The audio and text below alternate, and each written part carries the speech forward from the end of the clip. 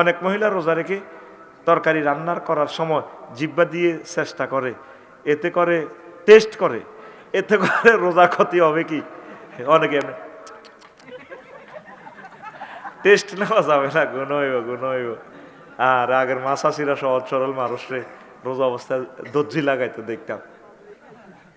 এটা রাইয়ে না, হাতের আন্দাজে মারি দিবেন, নুন একটু কমে দিবেন পরিমাণের চেয়ে, পরে বাড়ানো যায়।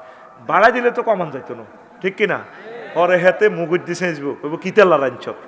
অনেক বুড়িগের কত, অনেক জামাই তো জিরবা লম্বা, আর অনেক জামাই বালা আছে আর মতো যায় দেয় হানিবাত মরি ছোড়া যায় অজ্ঞ কোন রকম নাঞ্জা উড়াইতে এলে যারে, ঠিক নি রে?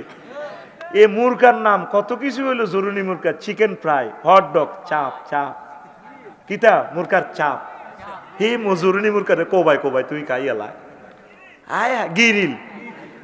ও মা গো মা, মুরগার নাম গিরিল। হ্যাঁ কিতা? নাগা ফাকনারে কি কয়? নাগা উইন্স, চালা চিটারি, চালা ও নাগা উইঞ্চ কয়। আর কিতা কয়? আরো কতটি বাহারে বই রে, এটার নাম দিয়ে জরুরি মুরগা। হোটেলও খাইতে বই মোহাম্মদ ইয়াত, ইও ভাই জরুরি মুরগা আসেনি। বলে মেয়ে আপনি ফাইজলামি হয়েছেন, আমরা কি জরুরি মুরগা বেশি? বলে ভাই এটি ফিকা ফকরি আনবার সময় তো মুরগা ঘুমে জুড়েছি, ভিডিও চাইছি, চোখ লাল লাল।